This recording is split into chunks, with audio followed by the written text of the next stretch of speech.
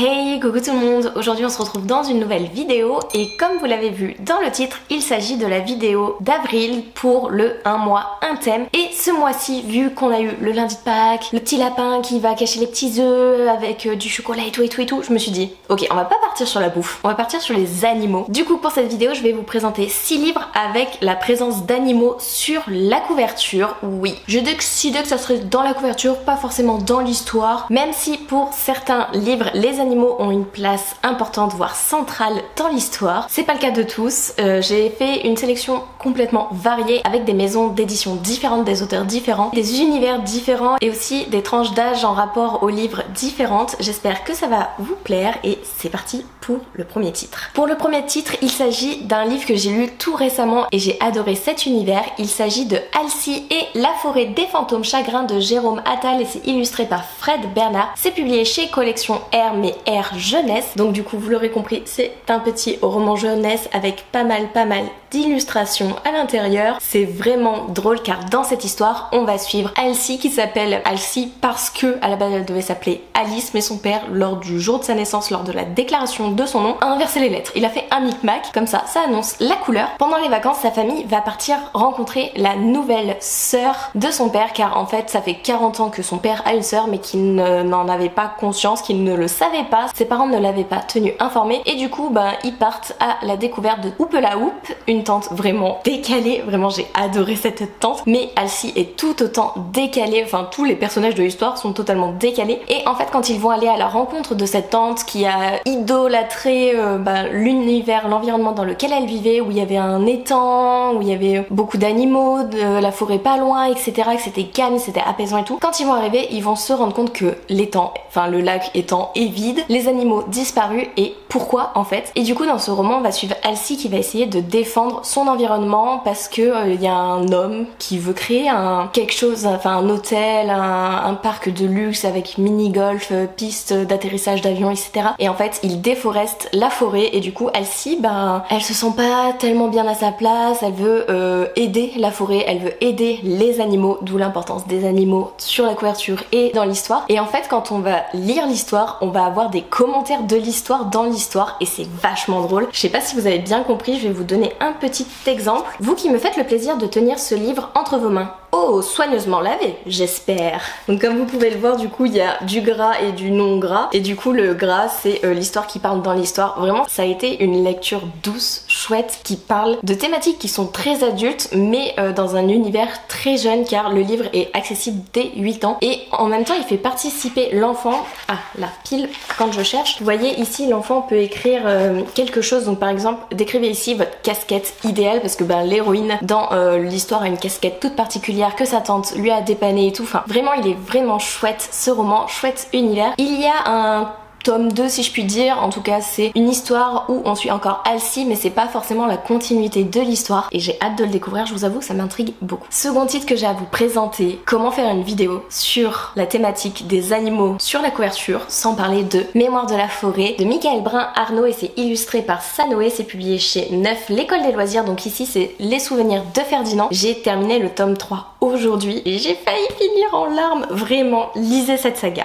Pourquoi? Parce que du coup dans cet univers on va suivre Archibald Renard qui tient la librairie à Belle-Écorce et on va aller en fait d'histoire en histoire car dans le premier tome du coup on va suivre Archibald Renard qui va aider Ferdinand Taupe à retrouver un recueil que lui a écrit pour retrouver ses souvenirs et en fait on va parler de la maladie de l'oubli-tout, donc de la maladie de l'Alzheimer dans cette histoire. Dans le second tome c'est plus un loup qui va quémander la librairie en revendiquant que c'est sa propriété et que du coup Archibald n'a rien à faire ici et du coup en gros c'est avec la notion de famille, de passé, de souvenirs, d'héritage. Dans le tome 3 ça va plus être tout ce qui est harcèlement, abandon, le deuil, la perte, l'acceptation, comment rebondir et tout. Vraiment Michael Brun-Arnaud a une imagination débordante et ces histoires sont accessibles, je sais plus dès quel âge, il me semble que c'est 13 ou 14 ans si je dis pas de bêtises, et en fait on aborde des thématiques qui sont d'actualité, qui sont comme la maladie de l'oubli tout, plus pour les jeunes ados, les adultes, et en fait il l'aborde avec des mots simples pour faire comprendre à tout le monde, même aux plus jeunes, ce qu'est la maladie de l'Alzheimer, ce qu'est la maladie de l'oubli tout, comment l'appréhender, l'aborder, comment la personne peut réagir, quels en sont les risques, quels en sont les dérives en fait de cette maladie. Et vraiment la plume est magique, magnifique, poétique à certains moments. Il y a pas mal d'illustrations à l'intérieur, donc on peut le voir, c'est écrit vachement gros, il y a beaucoup de dialogues, les illustrations prennent beaucoup de place dans l'histoire. Bon là j'arrive pas à vous trouver de page, c'est là où il y a une illustration qui prend une bonne partie de la page, vous voyez. Enfin vraiment c'est un chouette ouvrage, c'est une chouette histoire. Je vais vous lire un petit passage dans le premier tome, c'est vers la page 30, donc c'est au début. J'ai retrouvé chez moi un papier qui mentionnait un rendez-vous avec le docteur Hibou auquel je ne me souviens même pas m'être rendue. Et c'est la maladie de l'oubli tout, celle qui vient et qui prend tout, des souvenirs les plus fous aux baisers les plus doux, chantonna la taupe d'une voix triste heureuse. Voilà, je trouve la définition de la maladie tellement douce et en même temps tellement tragique. Vraiment je vous recommande cet univers, et même si vous n'avez pas envie de lire tous les tomes, vous pouvez très bien vous arrêter au premier tome, mais vraiment découvrez la plume de l'auteur et les illustrations de Sanoé. On va changer un petit peu d'univers avec le troisième titre qui là du coup les animaux n'ont pas forcément d'importance dans l'histoire mais ont une symbolique si on peut dire une fois qu'on a lu l'histoire. Il s'agit de 49 jours de SS Krail publié chez Hugo Roman, et dans ce livre tu te fais berner du début à la fin. T'es en mode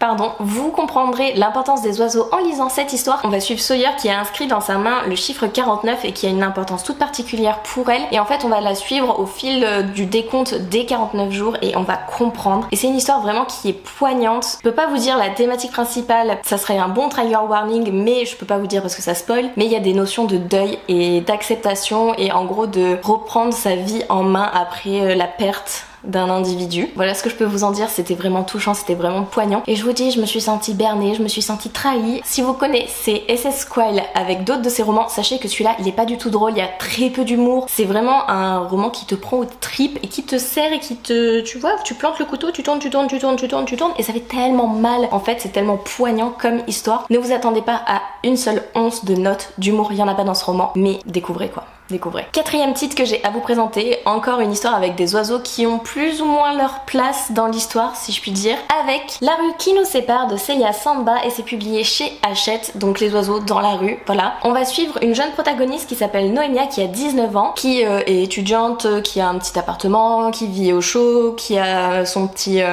comment on va dire, sa petite vie qui est assez stable, elle peut manger, elle peut sortir, profiter de la vie quoi. Et à contrario on a Tristan qui a 21 ans, qui est SDF mais qui n'a pas choisi de l'être, qui a eu des conditions qui ont fait qu'il est devenu SDF, et en fait ils vont se rencontrer et ils vont apprendre à se cerner, à se connaître, et du coup on va voir que Tristan en fait il a du mal déjà à s'adapter à cette vie d'SDF, ce qui est normal, mais c'est surtout qu'il a du mal avec les petites maladresses de Noémia qui ne sont pas volontaires du tout pour elle. C'est logique de lui dire vas-y par exemple viens à la maison, viens prendre une douche ou bien boire un café avec moi et tout. Pour elle c'est logique, pour lui c'est plus genre elle a pitié de moi, donc c'est vraiment le regard qu'elle a sur lui, sa façon d'interpréter les choses qu'elle dit. C'est vraiment un roman qui m'a touchée, c'était poignant, c'était vraiment une très belle découverte avec une histoire qui va évoluer entre les deux protagonistes, et j'ai hâte de découvrir le second roman de cette autrice parce qu'apparemment c'est tout aussi poignant, mais vraiment celui-ci, foncez le découvrir. Je ne peux pas faire une vidéo sans essayer de caler cet auteur. Du coup pour le cinquième titre de la vidéo, je vais vous parler de Victor Dixon mais avec Cogito cette fois-ci. C'est publié chez la collection R, donc ici on parle d'intelligence artificielle, et je sais pas si vous allez le voir mais là il y a un petit papillon sur la couverture qui a une symbolique toute particulière dans l'histoire, vous verrez en lisant, mais je sais plus comment elle s'appelle la protagoniste, elle s'appelle Roxane, elle a 18 ans et en gros c'est une délinquante et tout, et la majorité des délinquants vont devoir suivre un programme tout particulier, partir sur une île, et en fait c'est là qu'on va, comment dire, que l'intelligence artificielle va intervenir dans le sens où Roxane et tous les autres protagonistes qui vont partir sur cette île pensent du coup pouvoir bénéficier de l'intelligence artificielle pour progresser, pour avoir l'accessibilité à des écoles, à des formations, à des professions, et en fait vous allez voir que c'est pas du tout le cas, que le gérant de l'intelligence artificielle mais surtout le gérant de ce programme va se jouer d'eux, et vraiment c'est vachement chouette. Il y a une toute petite romance toute légère à la fin, enfin vraiment c'est en fond, mais j'étais tellement ravie de retrouver une petite romance à la Victor Dixon, vraiment. Et Roxane, c'est une protagoniste qui a vécu dans des conditions tellement dures, tellement compliquées que du coup, elle a un caractère de feu, c'est une battante, elle est déterminée, elle ne se laisse pas marcher sur les doigts ni rien. Et vraiment, j'ai adoré cette protagoniste qui est tellement badass. J'ai adoré ce roman de Victor Dixon. Il a fait que 2 one-shots, si je dis pas de bêtises. Il a fait Cogito et Extenta. Et vraiment, Cogito, c'est pépite, pépite, pépite. Extenta, je l'ai pas encore commencé, j'ai un petit peu du mal, j'aurais pu vous le présenter parce que ça parle du coup de tout ce qui touche à l'environnement. Mais vu que je l'ai pas lu, je peux pas trop vous en parler que Cogito. Mais Cogito, foncez. Vous n'aimez pas les sagas à rallonge de Victor Dixon avec Vampiria, voire Phobos? Cogito, one shot, pépite. Et le 6e et dernier titre que j'ai à vous présenter, les animaux ont une place dans l'histoire, mais pareil, vous comprendrez en lisant l'histoire. Il s'agit de Sous la porte qui chuchote de T.J. Klune. C'est publié chez De Saxus, je l'ai en version toc toc. Dans cette histoire, on va suivre Wallace qui est gérant en fait d'une grosse boîte, qui est patron de sa boîte, ça tourne très bien, il est très hautain, très sûr de lui. Ses employés, c'est des sous-fifres, c'est les petites fourmis là qui travaillent pour moi, vraiment. Il va avoir un arrêt cardiaque et du coup il va mourir et il va se rendre compte que quand on meurt, on ne part pas tout de suite pour le paradis et qu'il y a tout un chemin à faire, et c'est ce chemin, c'est les étapes du deuil qu'on va suivre à travers Wallace qui va être recueilli par une faucheuse et qui va aller dans une taverne, un espèce de café où il va rencontrer Hugo qui est un passeur. Et du coup j'ai vraiment adoré cette histoire. Bon, vous savez, moi et les lenteurs on n'est pas très fan, mais celui-ci il est très bien, les lenteurs sont très bien, sont nécessaires on va dire. Bon, à part s'il y a certaines descriptions t'es en mode je m'en fous, je m'en fous. Mais vraiment, la thématique du deuil est très bien abordée. On a toutes les étapes. On passe de l'agacement à la négociation, à l'acceptation, au marchandage. Enfin, vraiment toutes les étapes. Je vous les ai pas dit dans l'ordre et il en manque une d'ailleurs parce qu'il y en a 5. Mais